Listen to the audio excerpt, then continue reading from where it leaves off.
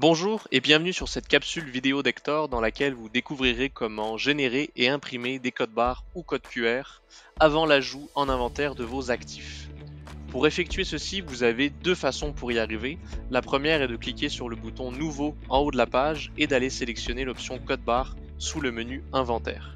Sinon, vous pouvez aussi descendre tout au bas de la page et en tout temps accéder au bandeau informationnel sur lequel vous aurez une section Outils et sur laquelle vous pourrez justement cliquer sur l'option Créer un code barre. Une fois que vous serez redirigé vers cette page, vous aurez plusieurs champs à configurer afin de pouvoir générer vos codes.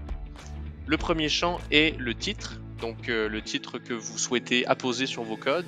Ici, il peut s'agir d'un nom pour votre actif, par exemple Apple MacBook Air.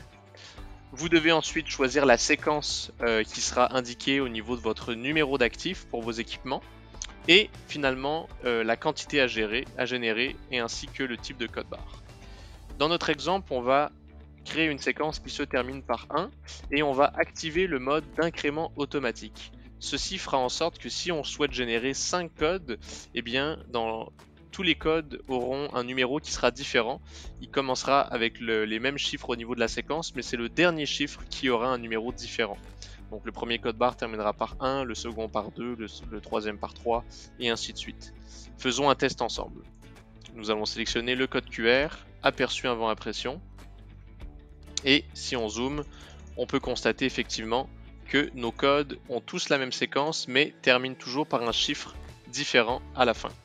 Donc ça peut être une bonne façon pour vous d'imprimer à l'avance vos codes. Par la suite, vous pouvez faire des ajouts d'actifs en inventaire et tout simplement utiliser vos lecteurs de code barre pour associer vos équipements au code que vous aurez généré au préalable.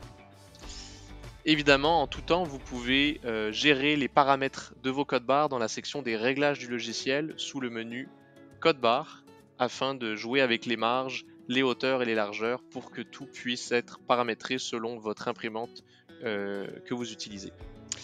Alors j'espère que cette vidéo vous a plu. N'hésitez pas à ajouter un pouce si c'est le cas. Et évidemment, si vous souhaitez être tenu au courant de nouvelles vidéos mises en ligne du même contenu, je vous invite à vous abonner. Merci encore et à bientôt.